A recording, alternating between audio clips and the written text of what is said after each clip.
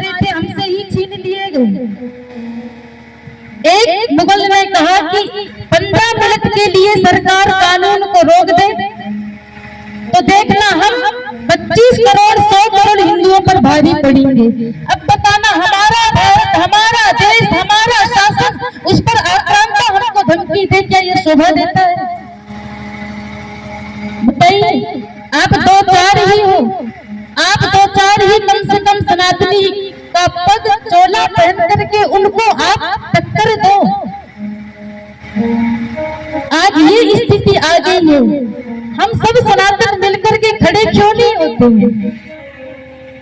वो तो हम सब पर भारी होल पड़ने की बात करते हैं, तब भी हम कौन हैं? उनको कुछ कह दो तो सड़क पर टोपी वाले खड़े हो जाएंगे, और हम भगवाधारी कब खड़े होंगे? हमारी बेटियों पर, बहन बेटियों पर कितना अत्याचार होता है, तब भी तो हम मौन हैं। उनके धर्म के खिलाफ, उनके मजहब के खिलाफ आप कुछ 2 शब्द बोल दो तो देखना उनका आतंक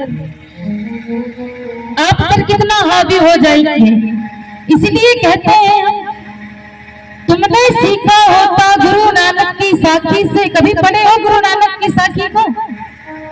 पढ़े नहीं तो पढ़ करके देखना महापुरुषों ने क्या लिखा है और कैसे एक एक लहू से इस देश को आजादी दी है। मुझे तो लगता है भारत केवल अंग्रेजों से तो आजादी पा लिया है, पर अंग्रेजी भाषा से कब आजादी पाओगे? अंग्रेजी पहनावा चोला पहन लिया, भारतीय प्रांत को, भारतीय देश को कब अपनाओगे? यहाँ पर हम कहते हैं कि तुमने सीखा होता गुरु नानक की साखी से, शायद तुम अपरिचित हो कर्मवती की राखी से। तुमने जाकर देखा होता सिंदूर पूछी उन मांगों को, तुम जाकर देखा होता जलियांवाले बागों को। पता है कि नहीं जलियांवाला बाग हत्याकांड? सब पढ़े लिखे समझदार तो है ना। तुमने नहीं देखी माथे की उस रोली को, तुमने नहीं देखी खाली माँ की झोली को। भगत सिंह, उसकी माँ कहती है कि तेरे लिए मैं दुल्हन लाऊंगी।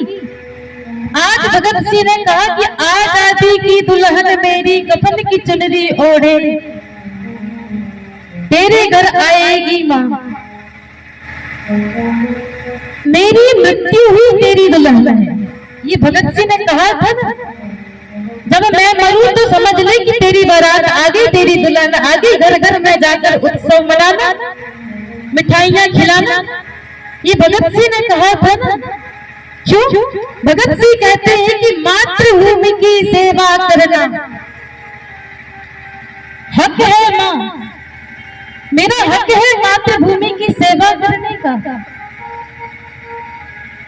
आज वही भगत सिंह, वहीं पर यहाँ पर बात आती है कि तुमने नहीं देखी माथे की उस रोली को, तुमने नहीं देखी खाली माँ की झोली को। अगर तुमने भगत सिंह के फंदे से पूछा होता, गुरु गोविंद सिंह के बंदे से कुछ पूछा होता, तो तुम कभी ये ना कहते कि ये महल मकान हमारा है। अरे भैया, बरबस तुमको कहना पड़ता हिंदुस्तान हमारा है, ये हिंदुस्तान हमारा है। केवल हम ये महल मतन ये अपने घर द्वार तक अटके हैं। एकता तो तब आएगी जब हम दिल से कहें हिंदुस्तानी है।